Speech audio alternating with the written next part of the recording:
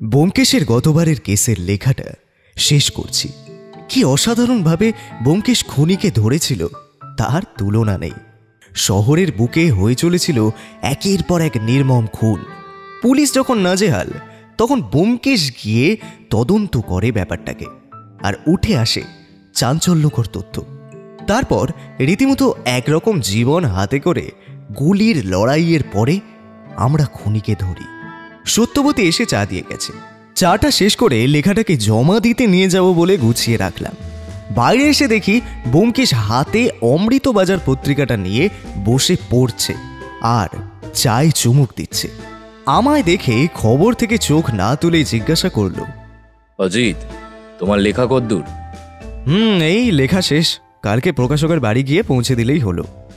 এ নাও অজিত, এই খবরটা পড়ে দেখো। খবরের কাগজটা আমার দিকে বাড়িয়ে দিল ব্যোমকেশ। আমিও কাগজটা হাতে নিয়ে পড়লাম। একদম শেষের একটা পাতাতে ছোট্ট করে লেখা, বাড়িকুঞ্জ ভবনে খুন হয়েছেন ব্যবসায়ী দীনবন্ধু সাহা। তাকে কেউ ধারালো ছুরি দিয়ে খুন করে গেছেন বাড়িতে এসেই। পুলিশ ঘটনার তদন্ত করছেন, খুনের কারণ স্পষ্ট নয়। পড়ার পরে ব্যোমকেশকে কাগজটা হাতে দিয়ে বললাম, বাবা, এ তো জমজমাট কাণ্ড ব্যোমকেশ। বাড়ির ভেতর এসে খুন করে যাচ্ছে দিনে দুপুরে। মানুষ যত উন্নত হবে তার খুন করার পদ্ধতিও আরো অনেক উন্নত হবে। এটা আদি অনন্ত কাল থেকেই হয়ে আসছে।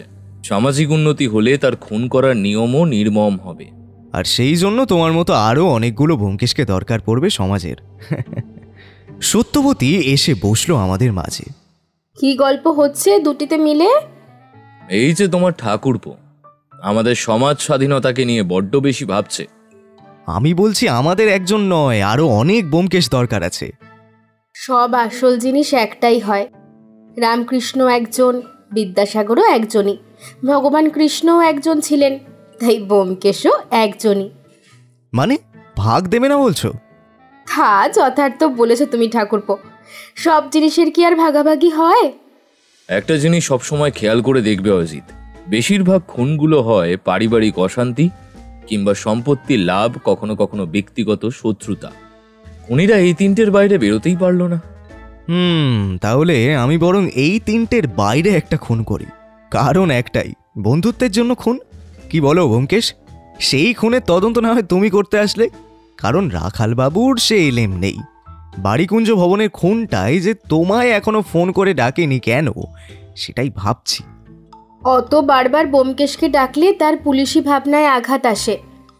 আমাদের গল্প বেশ জমে উঠেছিল, কিন্তু তখনই কলিং বেলের শব্দ এলো। আমি উঠে গিয়েই দরজা খুলতে একজন মাঝবয়স্ক ভদ্রলোক ঘরের ভেতর এলেন। ভদ্রলোক মধ্যবয়সী, পরনে ধুতি পাঞ্জাবি, মসলিনের দামি পোশাক, হালকা গোঁফ দাড়ি, ফর্সা রং, গায়ে সুগন্ধির গন্ধ, সোনায় বাঁধানো একটা চশমা, পায়ে চামড়ার মোটা জুতো। লোকটাকে যথেষ্ট সুদর্শন বলা চলে। উঁচু লম্বা শরীর চেহারা, না মোটা না রোগা, হালকা। এক মাথা কালো কোকড়া চুল, মুখে ভয়ের ছাপ, মুখ গম্ভীর। বাঙালিদের মধ্যে এই ধরনের পুরুষরাই সব জায়গায় রূপের সমস্ত গুণগানগুলো পেয়ে থাকে। এত বড় লম্বা শারীরিক বর্ণনা দিলাম বলে পাঠকেরা আবার বিরক্ত বোধ করবেন না যেন। আসলে তার চেহারাটা সত্যি আকর্ষণীয়। তারপর ভদ্রলোক আমার দিকে তাকিয়ে জিজ্ঞাসা করলেন, নমস্কার, আপনি বুঝি ব্যোমকেশ মহাশয়? না না, আমি অজিত বন্দ্যোপাধ্যায়। উনি ব্যোমকেশ। আচ্ছা, আপনি তাহলে অজিত বন্দ্যোপাধ্যায়। পথভ্রমণের শিকার গল্পটি যা লিখেছিলেন মশাই, ধন্য একেবারে। আমাদের বাংলায় থ্রিলার লেখক সত্যিই খুব কম রয়েছে। আপনার লেখাগুলো পড়ে আমার বেশ ভালো লাগে। আমি বুঝতে পারলাম এই ভদ্রলোক যেমন সংস্কারী রুচিশীল, তেমনই শিক্ষিত আর সাহিত্য পরিবেশ নিয়ে জ্ঞান রাখেন। খুশি হয়ে বললাম, এ তো পরম সৌভাগ্য। পাঠকের ভালো লাগলে একজন লেখকের চেয়ে বেশি আনন্দ আর কিসে হতে পারে বলুন? ধরে নিন আজকের পথভ্রমণের শিকার গল্পটা পূর্ণ সার্থকতা পেল। আমি ভদ্রলোক আর ব্যোমকেশ সোফাতে এসে বসলাম। সত্যবতী আমাদের জন্য চা নিয়ে আসতে গেল।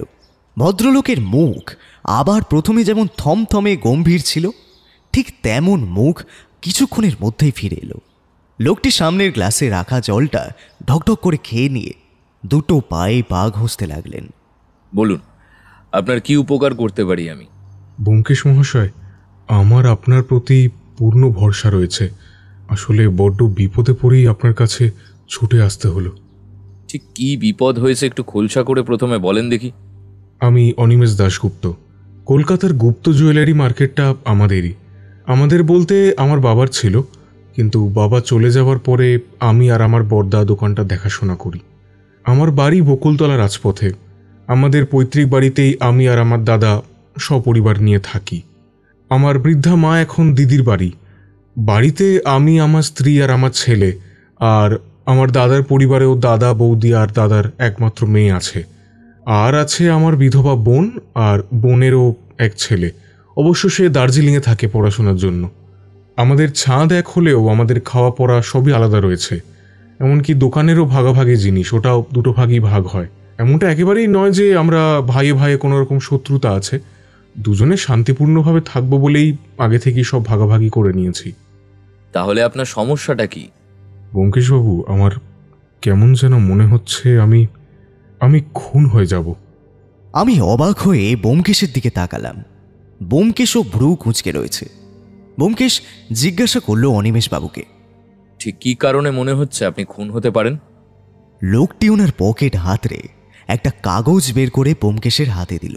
ব্যোমকেশ সেটাকে মেলে বেশ কিছুক্ষণ চোখ বুলিয়ে তারপর জোরে জোরে উচ্চারণ করে পড়ল, আগামী রবিবার বিকেলের মধ্যে শেষ নিঃশ্বাস ত্যাগ করার জন্য প্রস্তুত হও অনিমেষ বাবু। তিনজনেই একে অপরের মুখ চাচাই করলাম। ব্যোমকেশ চিরকুটটার এপাশ ওপাশ ভালো করে পরীক্ষা করে বলল, সবকটা লেখা ছাপার অক্ষরে। চিরকুটের মালিক চেয়েছিল যেন কারোর হাতের লেখা না ধরা পড়ে যায়, তাই বুদ্ধি করে কোনো রকম হাতের লেখা ছাড়াই শুধুমাত্র ছাপার মাধ্যমে অক্ষর কেটে এটাকে আপনাকে পাঠানো হয়েছে অনিমেষ বাবু। অনিমেষবাবু দুই দিকে সম্মতিসূচক মাথা নাড়লেন। আচ্ছা, ঠিক কতদিন আগে আর কিভাবে এই চিরকুটটা আপনার হাতে এসেছিল মনে করতে পারবেন? আসলে রাতে বরাবরই আমাদের দেরি করে ঘুমানো অভ্যেস। দিনের বেলায় দোকানে সমস্ত কাজকর্ম মিটিয়ে তার হিসাবপত্র ঠিক করে রাতে নিয়মিত একটু বই পড়ার অভ্যাস আছে আমার। তো গত দিন চার আগে আমি বিভূতিভূষণ বন্দ্যোপাধ্যায়ের দেবযান বইটা পড়ছিলাম। যতটা পড়া হয়েছে অতটা বুকমার্ক দিয়ে আমি বইটা আবার রেখে দিই আমার পড়ার টেবিলে। কিন্তু পরের দিন যখন আমি রাতে আবার বইটা পড়া শুরু করি, তখন আমি এই চিরকুটটা বুকমার্কের পাশেই খুঁজে পাই। তাহলে এই কারণের জন্য আপনার বারবার মনে হচ্ছে যে আপনি খুন হতে পারেন, তাই তো? আগে হ্যাঁ ব্যোমকেশবাবু। কাজটা যে বাড়ির কেউ করছে তা ঠিকই বোঝা যাচ্ছে। আচ্ছা, আপনার বাড়িতে কোনো কাজের লোক রয়েছে? হ্যাঁ ব্যোমকেশবাবু, একজন কাজের মেয়ে রয়েছে, তবে সে বাইরের কাজ করে বিকেলের মধ্যেই বাড়ি চলে যায়। বাকি সব কাজ আমার গিন্নি আর বোনই সামলায়। আচ্ছা, আপনার বোন কার কাছে থাকে, আপনার নাকি আপনার দাদার কাছে? বোনকে আমি আমার কাছেই রেখে দিই, তবে আমার দাদাও বোনকে ভীষণই ভালোবাসে। তাছাড়া বাবার মৃত্যুর আগে বোন বিধবা হয়ে যায়, তাই বাবা বোনের জন্য বাড়িতে নির্দিষ্ট ঘর করেই রেখেছিলেন। আচ্ছা, আপনি দেবযান বইটা পড়েছেন, এটার কে কে বাড়ির জানতো? আমি যে রাতে বই পড়ি এটা আমার বাড়ির সবাই ছাড়াও কর্মক্ষেত্রে অনেকেই জানে। আসলে এটা আমার ছোটবেলা থেকেই অভ্যাস। সারাদিনে আপনার ঘরে কে কে আসে? আমার স্ত্রী, ছেলে, আমার দাদার মেয়ে আর কখনো কখনো আমার বোন। তারা কি আপনার বইতে কখনো হাত দেয়? অনিমেষবাবু কিছু একটা ভাবলেন, তারপর বললেন, দেখুন, ঘর পরিষ্কার পরিচ্ছন্ন তো বাড়ির মেয়েরাই করে, তাই হাত দেওয়াটা হয়তো অস্বাভাবিক নয়। ব্যোমকেশ একটা সিগারেট ধরিয়ে টান দিল। অনিমেষবাবুর দিকেও একটা এগিয়ে দিতে গেলে তিনি তা প্রত্যাখ্যান করলেন। ব্যোমকেশ এক মুখ ধোঁয়া টেনে বলল, আপনার কি কাউকে সন্দেহ হয়? অনিমেষবাবু এক নাগাড়ে হাতের নখ খুঁটে যাচ্ছিলেন। এবার একটু গম্ভীর হয়ে বললেন, আমার সবাইকেই সন্দেহ হয় ব্যোমকেশবাবু, তাই আপনার কাছে ছুটে আসা। এই চিরকুটের কথাটা অন্য কেউ কি জানে? বাড়ির সবাই ভয় পাবে বলে আমি আর কাউকে কিছু বলিনি। আজকে মঙ্গলবার, তাই আপনার হাতে এখনো সময় আছে 5টা দিন। আশা করি তার মধ্যে আর হামলা হবে না। আপনি নিশ্চিন্ত হয়ে বাড়ি যান, আমি দেখছি আগামীকাল আপনার বাড়ি গিয়ে। তারপর ব্যোমকেশ আমার দিকে ফিরে বলল, এই অজিত, অনিমেষবাবুর ঠিকানাটা একটু লিখে নাও। অনিমেষবাবু ব্যোমকেশকে কিছু আগাম টাকা দিতে চাইলেও ব্যোমকেশ সেটা ফিরিয়ে দেয় আর প্রত্যুত্তরে বলে, আমি রহস্য উদ্ঘাটন না করা পর্যন্ত কোনো রকম কোনো সাম্মানিক নিই না। আপনি আমায় ক্ষমা করবেন। কিন্তু দয়া করে ব্যোমকেশবাবু, আমাকে আপনি বাঁচান। আর যদি আমি এর মধ্যে মারাও যাই, তবে আমার খুনের তদন্তটা অবশ্যই করবেন। আমি চাই আমার খুনি যথাযথ শাস্তি পাক। তারপর নমস্কার জানিয়ে বেশ কালো গম্ভীর ভয়ার্ত মুখে অনিমেষবাবু চলে গেলেন।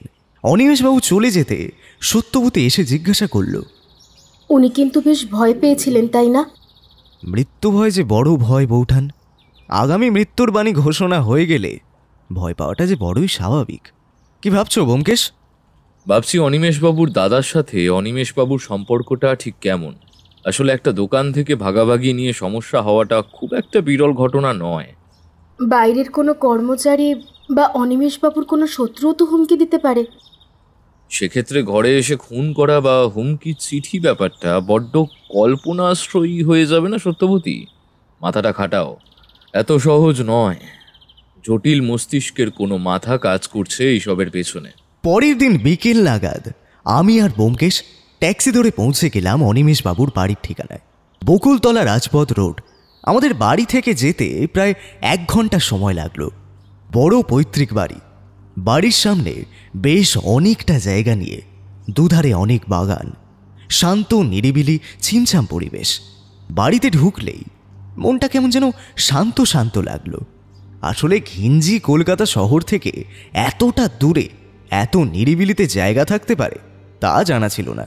মূল সদর দরজা পেরিয়ে ভেতরের দরজায় এসে কলিং বেল বাজাতেই একজন অল্প বয়স্ক সাদা শাড়ি পরা মহিলা বেরিয়ে এলেন। এসে গেট খুলে দিলেন। বুঝতে পারলাম ইনি অনিমেষবাবুর বোন। আমাদের পরিচয় না পেয়ে ঘোমটাটা আরেকটু সামনে এগিয়ে দিলেন। আগে অনিমেষবাবু বাড়িতে আছেন? হ্যাঁ, আপনারা আসেন, উনি ওনার ঘরেই রয়েছেন। আমরা ওনার সাথে ভেতরে আসলাম। বড় বড় সিঁড়ি পেরিয়ে উঠলাম দোতলায়। একটা কাঠের পুরনো আমলের নকশা আঁকা দরজার সামনে গিয়ে মহিলাটি ডাক পারল, ছোটদা, এই ছোটদা, দেখা করতে দুজন এসেছে তোমার সাথে। অনিমেষবাবু সাথে সাথেই দরজা খুলে আমাদের দেখে বেশ খুশি হলেন। আরে ব্যোমকেশবাবু, আসুন আসুন, আপনাদের অপেক্ষায় ছিলাম। আপনাদের দেখে আমার ভয়টা বিন্দুমাত্র হলেও কমেছে। কিন্তু আরও একজন মহিলার হাঁক পেলাম বাইরে থেকে। কিরে পদ্মা, কে আসলো এই সময়? কথা বলতে বলতে সেই শব্দের মালিকানারও দেখা পাওয়া গেল। হলুদ শাড়ি পরে বেশ একজন লম্বা চওড়া মহিলা এসে দাঁড়ালেন অনিমেষবাবুর দরজার সামনে। অনিমেষবাবুই পরিচয় করিয়ে দিলেন। সুনন্দা, এনারা আমার বন্ধু ব্যোমকেশ আর অজিত বন্দ্যোপাধ্যায়। যাও, কিছু জল খাবারের ব্যবস্থা করো এনাদের জন্য। আরে না না না, অত ব্যস্ত হবেন না। বুঝলাম অনিমেষবাবু আমাদের পরিচয় গোপন রাখতে চান। তারপর ভেতর থেকে দরজা বন্ধ করে দিয়ে আমাদের সোফায় বসতে বলে নিজেই বললেন, আপনাদের যা যা দেখার সবই দেখে নিন। অনিমেষবাবুর সাথে আমরা সারা বাড়ি এবং ছাদে এবং পেছনের বাগানের দিকটাও ভালো করে ঘুরে দেখলাম। পুরনো আমলের বাড়িগুলো বরাবরই আমার বেশি পছন্দের।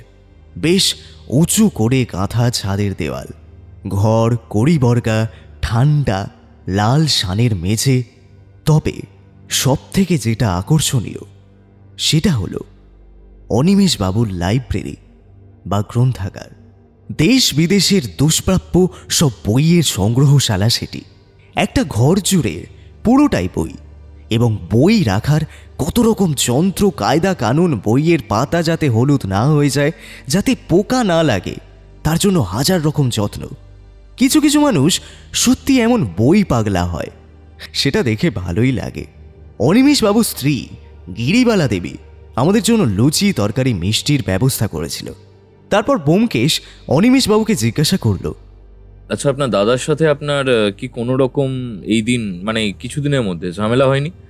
দোকান, টাকা পয়সা এইসব নিয়ে? না, কোনো ঝামেলা যে হয়নি এটা বলা ভুল।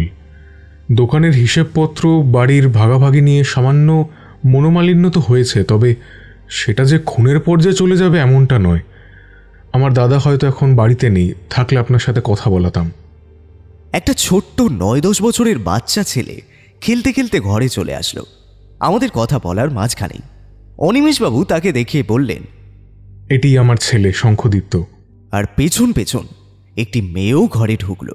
দুজনের হাতের বল দেখতে পেয়ে বোঝা যায় দুজনেই খেলায় ব্যস্ত ছিল। আর ও আমার দাদার মেয়ে রিনা। রিনা শঙ্খের থেকে বছর 2-1 বড়। যতক্ষণ ঘরে থাকবেন দরজা ভিতর থেকে বন্ধ করে রাখবেন, রাতে জানলাগুলো পারলে বন্ধ করে দেবেন।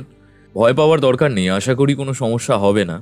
আর এই রইল আমার টেলিফোন নাম্বার, কোনো সমস্যা হলে অবশ্যই যোগাযোগ করে নেবেন, কেমন? সেদিন ওই বলে বাড়ি চলে আসি আমরা। ট্যাক্সিতে বসে ব্যোমকেশকে জিজ্ঞাসা করি, আচ্ছা ব্যোমকেশ, তুমি কি কাউকে সন্দেহ করলে? আমি এটা বুঝলাম না, তোমার আমার সাথে থেকেও এতটুকু পর্যবেক্ষণ ক্ষমতা হলো না কেন? ব্যোমকেশের মাঝে মাঝে এমন কথা বলার স্বভাব রয়েছে, কিন্তু তবুও মনের মধ্যে একটা কৌতূহল কাজ করছিল। তাই আবারও বললাম, যতটা বোকা বোধ হয় ভাবো ততটা নয়। আমিও খেয়াল করেছি অনিমেষবাবুর বিধবা বোন পদ্মা বারবারই আমাদের কথাগুলো আড়াল থেকে শুনছিল। আমরা যেখানেই যাচ্ছিলাম আড়ালে লুকিয়ে আমাদের সাথে সাথেই আসছিল। একদম ঠিক। এই তো অজিত, আস্তে আস্তে তোমার মাথাটাও দেখছি খুলছে। তাহলে কি পুরো সন্দেহ অনিমেষবাবুর বোন পদ্মার উপর গিয়ে পড়ে? পড়তেও পারে, আবার নাও পড়তে পারে। নিতান্ত কৌতূহল বশত এটা হতে পারে অজিত। সকালে চায়ের কাপে চুমুক দিতে না দিতে টেলিফোনটা বেজে উঠল সশব্দে। ব্যোমকেশ গিয়ে রিসিভারটা কানে দিয়েই প্রথমে বলল, হ্যালো। ওপার থেকে কি উত্তর এলো জানলাম না, শুধু ব্যোমকেশের মুখে কথাগুলো শোনা গেল। আচ্ছা, কখন? চিন্তা করতে হবে না, সাবধানে থাকুন। রিসিভারটা নামিয়ে রেখে সোফাতে বসল ব্যোমকেশ। ওর কপালে একটা মোটা ভাঁজ পড়েছে। এই ভাঁজটা আমার খুবই চেনা। যখন কোনো কেস নিয়ে ব্যোমকেশ খুব মেতে থাকে কিংবা হিসাব মেলানো যায় না, তখনই ব্যোমকেশের কপালে এমন ভাঁজ ফুটে ওঠে। দেখলাম ব্যোমকেশ একটা সিগারেট বের করে ঘন ঘন সিগারেটের টান দিতে লাগলো। কে ফোন করেছিল ব্যোমকেশ? সমস্যা এত সহজ নয় অজিত, সমস্যা অনেক বড় এবং জটিল। কি হয়েছে? অনিমেষবাবু ফোন করে জানালেন গত রাতে অনিমেষবাবুর বোন পদ্মার উপর আঘাত হয়েছে। ঘুমের মধ্যে তাকে কেউ যেন বালিশ চাপা দিয়ে মারার চেষ্টা করেছিল। ঘটনার আকস্মিকতায় এবং ঘুম থাকার কারণে আগন্তুকের মুখ দেখা যায়নি। ঘটনার পর বড্ড ভয় পেয়ে আছে পদ্মা। কে এবং কেন এই কাজটা করলো সেটা এখনো জানা যায়নি। এই যে দেখছি জট ছাড়ানো যাচ্ছে না, বরং জট আরো বেশি ঘনীভূত হচ্ছে। হ্যাঁ অজিত, তবে একটা কারণ হতে পারে এই আক্রমণের পেছনে। কি কারণ? গতকাল আমাদের কেউ সন্দেহ করতে পারে, এটাও একটা কারণ হতে পারে। খুনির তো উদ্দেশ্য ছিল অনিমেষবাবুকে মারা, কিন্তু তার ভাই বোনের উপর এমন কেন আঘাতটা হলো? আজকে কি বার জানো? আজকে বৃহস্পতিবার। তার মানে হাতে আর মাত্র 2 দিন সময় রয়েছে। কিন্তু অনিমেষবাবুর নিষেধাজ্ঞার কারণে আমরা তো অনিমেষবাবুর বাড়িতে গিয়ে কোনো খোঁজ খবর নিতে পারছি না, কারোর সাথে কথা বলতে পারছি না। কেসটা এগোনোর কোনো রাস্তা নেই। কি বলছো, খুনটা হবে? আততাই যদি ঘরের লোক হয় তবে খুনটা হবেই, কিন্তু মোটিভটা কি? মোটিভ খুঁজে পাওয়া গেলে কেস সমাধান হতে সময় লাগবে না। পরের দিন বিকেলে রাখালবাবু এলেন। তার এমন আগমনে বিচলিত এখন আর মোটেও হই না। আগে ফোন করে ব্যোমকেশ আর আমাকে ডাকা হতো খুনের তদন্ত করার জন্য। এখন একেবারে বাড়িতে এসে হাজির হয় রাখালবাবু। অন্য কেস হলে এতটা হয়তো হকচকিত হতাম না, কিন্তু এই কেসের কথা শুনে হকচকিয়ে গেলাম। রাখালবাবু বললেন, বকুলতলা রাজপথের ওখানে অনিমেষ দাশগুপ্ত নামে একজন ব্যবসায়ীর মৃত্যু হয়েছে। মাথায় জোরে আঘাত লেগেই মৃত্যু, তবে মৃত্যুর আগে সামান্য ধস্তাধস্তি যে হয়েছে সেটা বোঝা গেছে। আমি অবাক হলেও ব্যোমকেশকে দেখে মনে হচ্ছিল না যে সে খুব একটা অবাক হয়েছে বলে, বরং এটা যেন হওয়ারই ছিল এমন একটা ভাব। এটা হওয়ারই ছিল রাখালবাবু। রবিবারটা যে আগেই চলে আসবে সেটা আমার জানা ছিল। রাখালবাবু ভ্যাবাচাকা হয়ে আমাদের দিকে তাকিয়ে থাকলেন। তার অবশ্য না বোঝারই কথা। আমি রাখালবাবুকে প্রথম থেকে এতটা অবধি যা যা ঘটেছে সমস্ত কথা বলে বুঝিয়ে দিলাম। তাহলে এবার আপনি কেসটা দেখুন ব্যোমকেশবাবু। আচ্ছা, ওদের যেদিন আমরা প্রথম গেলাম অনিমেষবাবুর বাড়িতে, সেই দিন ওইটুকু সময়ের মধ্যে বাইরের কেউ বাড়িতে ঢুকেছিল? আমি একটু চিন্তা করে বললাম, না। কেন ব্যোমকেশ, কি হয়েছে? ভেবে দেখো, সেদিন রাতেই অনিমেষবাবুর বোন পদ্মার ওপর আঘাত হয়েছিল। হ্যাঁ, তো এটাতে কি প্রমাণিত হয়? অর্থাৎ কেউ আমাদেরকে সন্দেহ করেছিল। রোববার অনিমেষবাবুকে যে খুন করা হবে সেটা অনিমেষবাবু জেনে গিয়েছিল, খুনি সেটা বুঝতে পেরেছিল। হ্যাঁ, সে তো খুনি নিজেই চিরকুটের মাধ্যমে জানিয়েছে অনিমেষবাবুকে। এখানে আবার জেনে যাওয়ার কি রয়েছে ব্যোমকেশ? এখানেই তো আসল খেলা অজিত। খুনি সেই চিরকুট দেয়নি, সেই চিরকুট দিয়েছে অন্য একজন। হ্যাঁ, আপাতত চলো অনিমেষবাবুর বাড়িতে যাওয়া যাক, সেখানে গিয়ে চিরুনি তল্লাশি চলুক। রাখালবাবু, আপনিও চলুন। মিনিট 10 মধ্যে তৈরি হয়ে পুলিশের জিপে করে আমরা একেবারে চলে গেলাম বকুলতলা রাজপথে।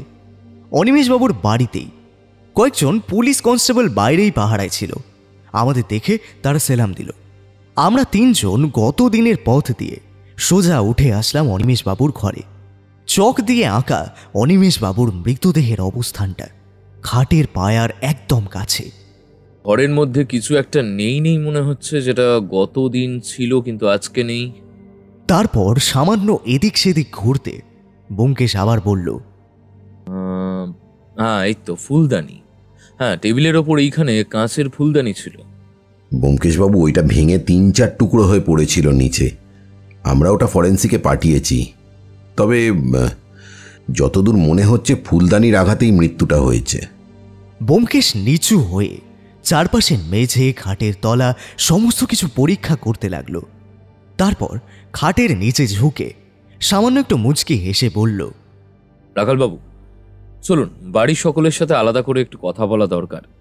আমি সে ব্যবস্থা অনেক আগেই করে রেখেছি, আপনি আসুন বাইরের ঘরে। ও, আরেকটা কথা রাখালবাবু, যখন আপনি ঘরে এলেন তখন ঘরের জানলাগুলো কি বন্ধ ছিল? আমরা যখন আসি তখন জানলাগুলো এখন যেরকম বন্ধ রয়েছে তখন ওরকম করেই বন্ধ ছিল। আর সোজা হয়ে খাটের পায়ার ঠিক পাশে পড়েছিল অনিমেষবাবুর দেহটা। আঘাতটা একবারে কপাল বরাবরই হয়েছিল, তাতেই মৃত্যু। কে প্রথম খবর দেয়? অনিমেষবাবুর স্ত্রী সুনন্দা দেবী, উনিই প্রথম আমাদের খবরটা দেন। আচ্ছা, চলুন কথা বলি। আমরা উপরের তলার বারান্দাতে আসলাম। সেখানে অনেকজনই রয়েছে বাড়ির। সবার মুখে দুঃখের ছায়া স্পষ্ট। অনিমেষবাবুর মাকে এখনো খবর দেওয়া হয়নি। তার শারীরিক অবস্থা ভালো নয়। এসব খবর শোনার পরে যদি কোনো সমস্যা হয়, ব্যোমকেশ প্রথম সুনন্দা দেবীকে গিয়ে জিজ্ঞাসা করে, সুনন্দা দেবী, আমি আপনার মনের অবস্থাটা বুঝতে পারছি।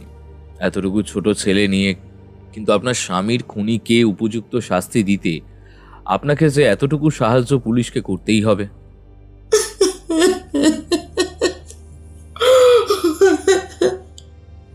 আমি রোজকারের মতো আজকে সকালেও চা আর বিস্কুট নিয়ে ওনার ঘরের সামনে গিয়ে ডাকাডাকি করি। আসলে মাঝে মাঝে উনি পড়ার মধ্যে এতটাই ডুবে থাকে যে ওই ঘরেই রাতে ঘুমিয়ে পড়েন। আর বাড়ির গৃহ ডাক্তারের পরামর্শে কটা দিন পদ্মার সাথে আমি নিজেই ঘুমোচ্ছি। তাই উনি একাই ছিলেন। কিন্তু সকালে অনেক ডাকাডাকির পরেও যখন ওঠেন না, আমি দরজা খুলে ভিতরে আসি। আর তারপরেই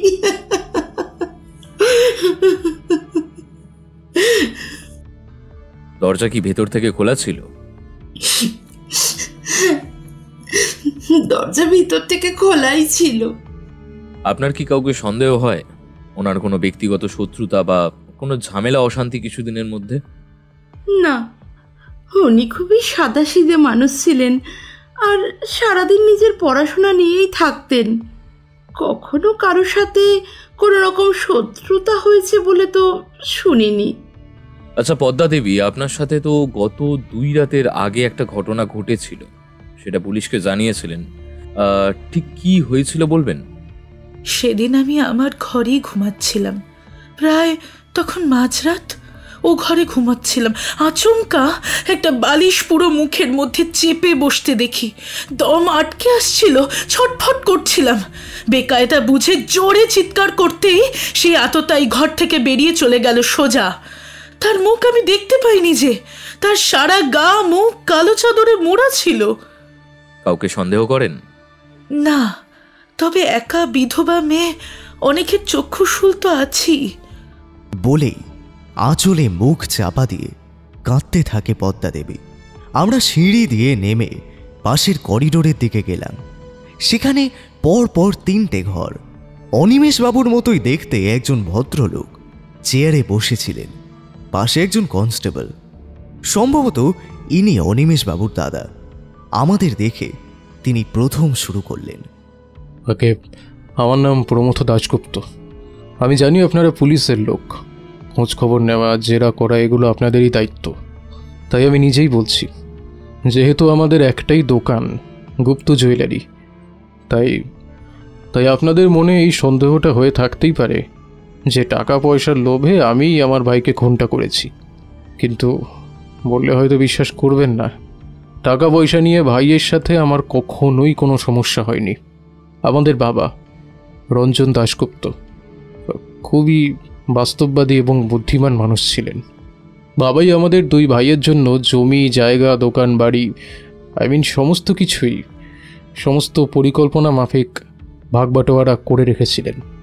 ফলে বিয়ের পরেই আমরা দুজনে আলাদা হয়ে যাই এবং কোনো অশান্তি ঝামেলা ছাড়াই এই ব্যাপারটা পুরো সম্পন্ন হয়। কিন্তু আমার ভাই অনিমেষ যথেষ্ট ভালো মানুষ হলেও ভিতর কিন্তু তেমন একটা ভালো মানুষ নয়। রাতে এসে মদ খেয়ে বউ পেটানো, বাইজি বাড়ি থেকে রাত করে বাড়ি আসা। আগে কিন্তু এমনটা ছিল না জানেন, সারাদিন বই নিয়ে সময় কাটাতো। কিন্তু এই কটা বছর ধরে তার এমন অবনতি। সম্পূর্ণ দোষটা যে আমি আমার ভাই অনিমেষের ঘাড়ি তুলে দেব সেটাও নয়। সুনন্দারও স্বামীর প্রতি তেমন কোনো যত্ন নেই। আর ওদিকে পদ্মা আমার বোন বলে নয়, নিজের স্বামীর সাথে ঘর করতে পারল না, এক ছেলে নিয়ে চলে এলো এ বাড়িতে। ছেলে যথেষ্ট ভালো, পড়াশোনা করে, চাকরি করে, ইনকাম করলেও পর্দার লোভ কিছুতেই যায় না। বলতেও লজ্জা হচ্ছে নিজের বোনের নামে, কিন্তু সত্যি এটাই যে পদ্মার চরিত্রে বেশ কিছু দোষ রয়েছে। তাই সন্দেহটা যে কার উপরে করব আর কার উপরে করব না এটাই বলা মুশকিল। গতকাল রাতে আপনি কোনো শব্দ বা কিছু অস্বাভাবিকতা লক্ষ্য করেছিলেন? না, আসলে দরজা সবাই বন্ধ করেই ঘুমোয়। ভাইরা ওপরের তলায় আর আমরা নিচের তলায় থাকি, তাই শব্দ কিন্তু তেমন একটা আসে না। ব্যোমকেশ উঠে চলে আসে ছাদে, সিগারেট খেয়ে চারপাশে ভালো করে ঘুরে ঘুরে দেখে। তারপর ছাদের একদম কোনায় রাখা নোংরা ফেলার বালতির ভেতর থেকে একটা কাগজ বের করে। সেই কাগজটা জায়গায় জায়গায় কাঁচি দিয়ে কাটা। ব্যোমকেশের মুখে একটা সরু হাসি। তারপর দেখলাম ব্যোমকেশ পকেট থেকে সেই চিরকুটটা বের করলো। আমি আর রাখাল বাবু অবাক হয়ে সেদিকে তাকিয়ে রয়েছে। এই হলো সেই চিরকুট রহস্য। কেউ পত্রিকা থেকে উপযুক্ত অক্ষরগুলোকে কাঁচি দিয়ে কেটে সাদা কাগজে আঠা দিয়ে জুড়ে জুড়ে লিখেছে, তারপর সময় বুঝে অনিমেষ বাবুর বইয়ের মধ্যে ঢুকিয়ে রেখেছে। তার মানে খুনি এই বাড়ির কেউ, সেটা আর বলার অবকাশ রাখে না। ব্যোমকেশের বুদ্ধি দেখে সত্যি অবাক হলাম। ডাস্টবিনের ময়লার মধ্যে থেকে কেমন একটা সূত্র বের করে ফেলল ব্যোমকেশ। আসলে সত্যি কথা এটাই, কবি তো কবেই বলে দিয়েছেন, যেখানেই দেখিবেন ছাই, উড়িয়া দেখিও তাই, পাইলেও পাইতে পারো অমূল্য রতন। ওপরে কখন এসে সুনন্দা দেবী দাঁড়িয়েছেন খেয়াল করিনি। কিছু বলবেন? আসলে ওনাকে নিয়ে যে কথাগুলো তখন বললাম সকলের সামনে, সেটা হয়তো সত্যি নয়। উনি মদ্যপ অবস্থায় গত সপ্তাহে একদিন আমার ভাসুরের সাথে মারপিট করেন। পরে দোকান থেকে বাকি কর্মচারীরা ওনাকে বাড়ি পৌঁছে দেন। তাকে সামনের থেকে যতটা ভদ্রলোক বলে মনে হয়, তিনি আদতে ততটা নয়। কেবল রাত হলেই নেশা চাগা দিয়ে ওঠে, মানুষ হিসেবে জ্ঞান থাকে না তার। উনি কি রাতে দোকান থেকে সোজাই যেতেন আড্ডার থেকে? হ্যাঁ, উনি বাড়ি আসতেন না, শুধু আমার ভাসুর ঠাকুর বাড়ি আসতেন। উনি এসে ওনার পড়ার ঘরে চলে যেতেন। কত রাত অবধি পড়তো আমি ঠিক জানি না। আশা করছি আগামীকালের মধ্যে আপনার স্বামীর খুনি ধরা পড়ে যাবে। পোস্টমর্টম রিপোর্টটা শুধু আসতে দিন। সেদিন আমরা বাড়ি থেকে বেরিয়ে আসছিলাম, কি মনে হতে ব্যোমকেশ আবার একবার অনিমেষ বাবুর ঘরটা দেখতে গেল। নিজে বেশ কিছুক্ষণ ভালো করে ঘরটা দেখার পরে আমাদের সবাইকে ডেকে বলে, রাখালবাবু এদিকে দেখুন, খাটের পায়ের কাছে রক্ত লেগে আছে, আর এই পায়ার এখানে মূর্তির মতো শক্ত কাঠের কিছু একটা করা। পুরনো দিনের পালঙ্কে এমন নকশা নতুন কিছু নয়। সম্ভবত এখানে মাথায় আঘাত লেগে মৃত্যু হয়েছে, আর ফুলদানিটা ধস্তাধস্তির ফলে ভেঙেছে। আচ্ছা রাখালবাবু, ফুলদানিটা কোথায় ভেঙে পড়েছিল? এই তো এই জানলার কাছটাতেই পড়েছিল। আর অনিমেষবাবুর মৃতদেহ পড়েছিল খাটের পায়ের কাছে, আর ফুলদানিটা ছিল জানলার কাছে পড়ে। তার মানে এটা স্পষ্ট বোঝা যাচ্ছে ফুলদানি আর অনিমেষবাবুর মধ্যে অনেকটা দূরত্ব ছিল।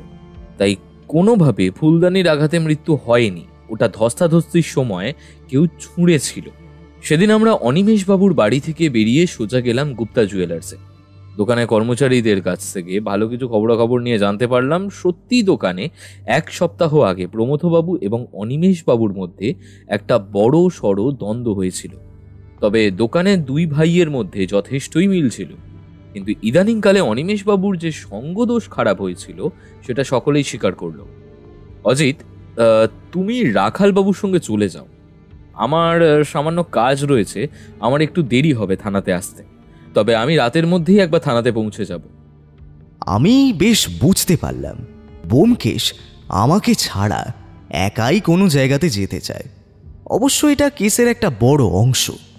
সব জায়গাতে ব্যোমকেশ নানান অভিনয় করে অনেক তথ্য জোগাড় করেছে। এখানে একের বেশি 2 জন হলে সন্দেহ হয়। তাই আমি বেশি কথা না বাড়িয়ে বললাম, বেশ ঠিক আছে, আমি রাখালবাবুর সাথে থাকছি থানাতে। হ্যাঁ, তুমি সাবধানে থেকো, নিজের খেয়াল রেখো। আমি চলে এলাম থানাতে। প্রায় 8:30 নাগাদ ব্যোমকেশ এলো থানায়। আজকে রাখালবাবু তার বাড়িতে ভোজের জন্য আমন্ত্রণ জানালো। তাই অগত্যা সত্যবতীকে টেলিফোন করে জানিয়ে দেওয়া হলো যে আজ রান্না না করতে।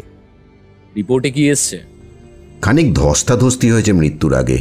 বডিতে নখের কিছু আঁচড়ের দাগও পাওয়া গেছে। তারপর মাথায় আঘাত লেগেই মৃত্যুটা হয়েছে। আর হ্যাঁ, শরীরে অ্যালকোহল কিন্তু পাওয়া গেছে। দেখলাম ব্যোমকেশ কিছু বলল না, শুধু মৃদু হাসল। ব্যোমকেশের কপালে আর কোনো ভাঁজ নেই, মুখে একটা রহস্যময় হাসি। বুঝলাম সমস্ত রহস্যের সমাধান ব্যোমকেশ করে ফেলেছে। এবার আগামীকাল কেবল রহস্য উন্মোচনের পালা। এখন যে কিছুই জানতে পারবো না ব্যোমকেশকে খুঁচিয়ে, সে আমি বিলক্ষণ জানি। তাই চুপ করে থাকলাম। কালকের জন্য বেশ কিছু কথা ব্যোমকেশ রাখালবাবুকে বলে।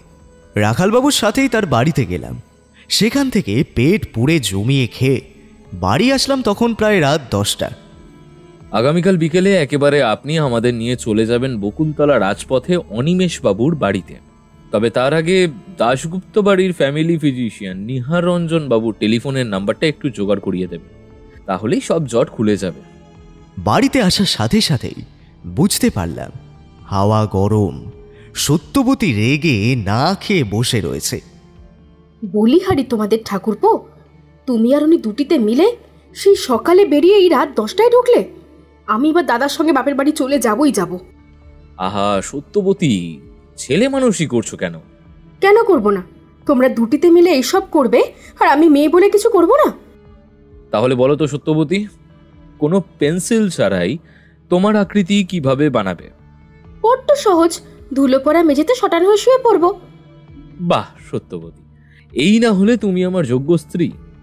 আচ্ছা চলো, আজকে শাস্তি স্বরূপ আর তোমার এই ধাঁধার উত্তর সঠিক দেওয়ার জন্য গতকাল আমাদের সাথে তুমি অনিমেষবাবুর বাড়িতে থাকবে, আর সেখানেই আমার মুখ থেকে শুনবে এই সব রহস্যের সমাধান। সত্যি? চলো ঘুমাবে, এসো। সত্যবতীর মুখে আবার হাসি ফুটে উঠল। সত্যি ব্যোমকেশের তুলনা হয় না।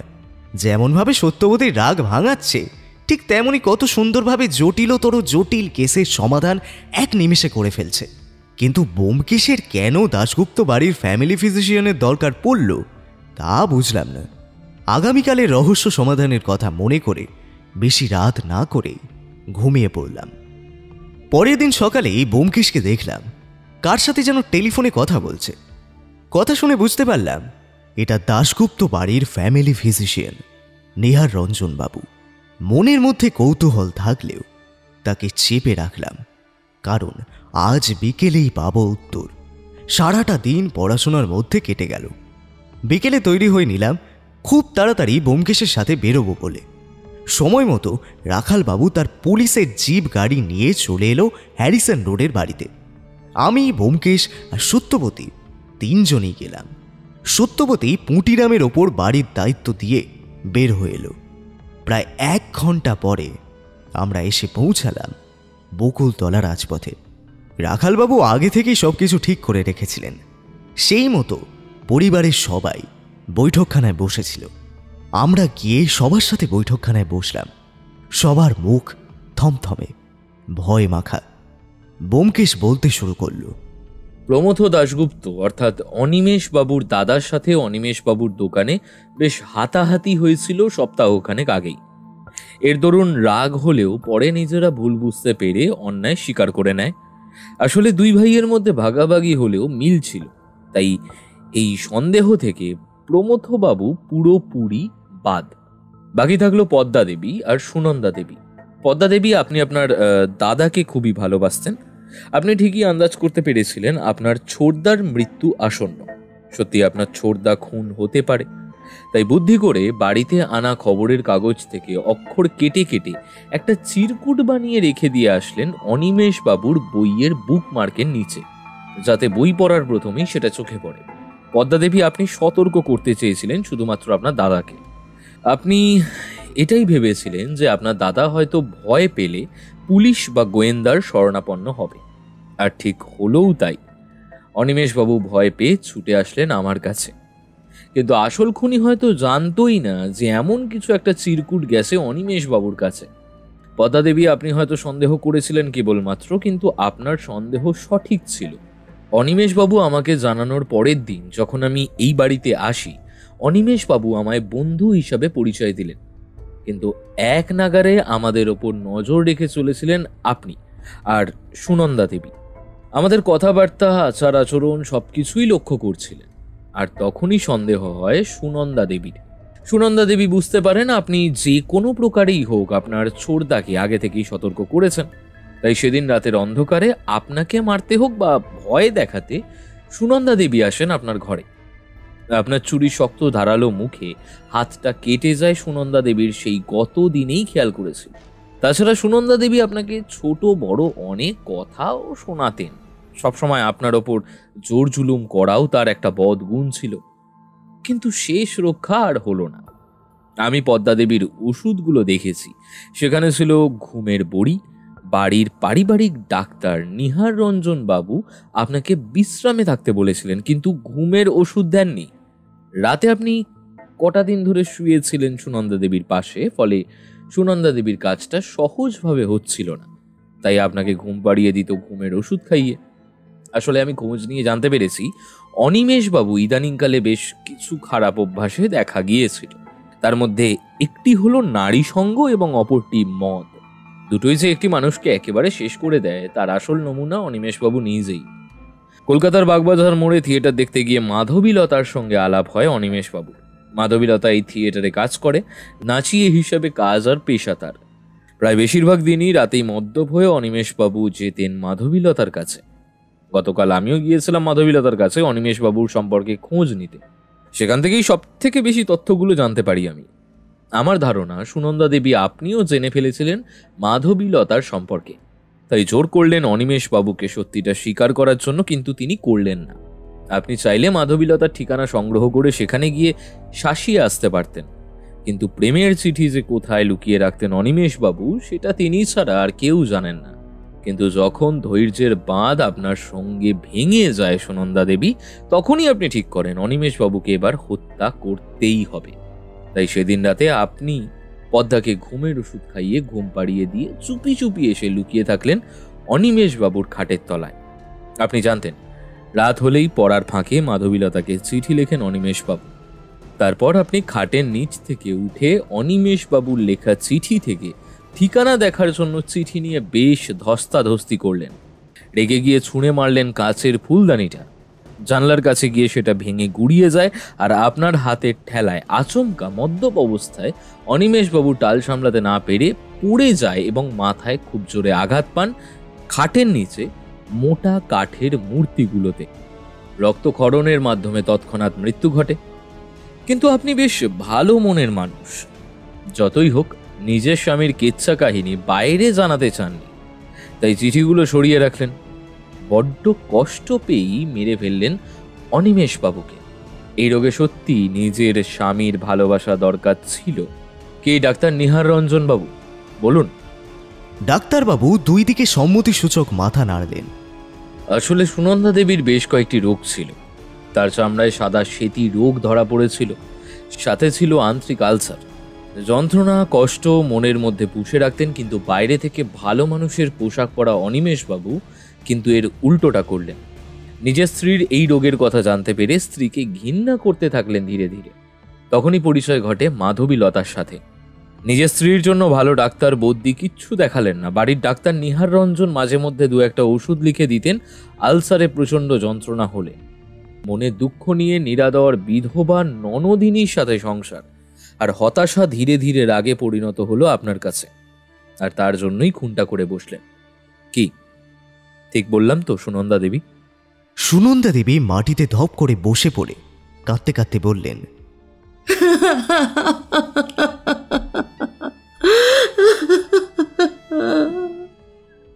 কি করব আমি, আপনারাই বলুন। আমাকে স্ত্রী করে এই বাড়িতে নিয়ে এসেছিল, কিন্তু আমার পাশে কখনোই থাকেনি সে।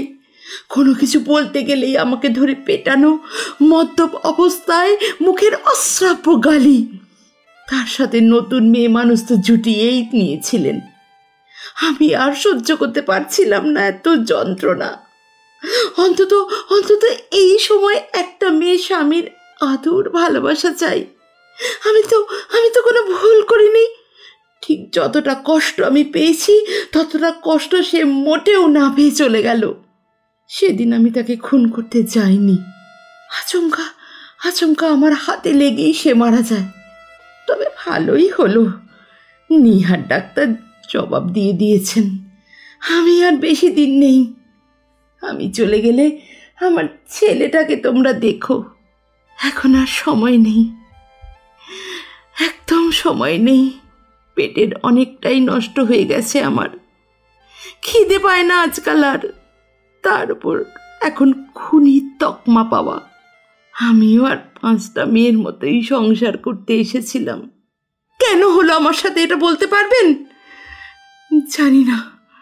জানি না কেন হলো। আপনারা এগুলো বলতে পারবেন না আমি জানি। আমায় দয়া করে আপনারা নিয়ে যান। পদ্মা, তোর সাথে আমি অনেক অন্যায় করেছি। আমায় ক্ষমা করিস বোন। কি হলো বৌঠান, মন খারাপ? সুনন্দার জন্য খারাপ লাগছে। অনিমেষ বাবুকে প্রথমে কত ভালো লোকই না বলে মনে হয়েছিল, কিন্তু সে আসলে ভিতরে এমন একটা লোক। ওসব বাজে লোকের জন্য ভেবো না সত্যবতী। আমার কাছে সত্যবতী রয়েছে। আমি না হয় এই জীবন তার অন্বেষণেই কাটিয়ে দেব। ওই যে এক এবং অদ্বিতীয়।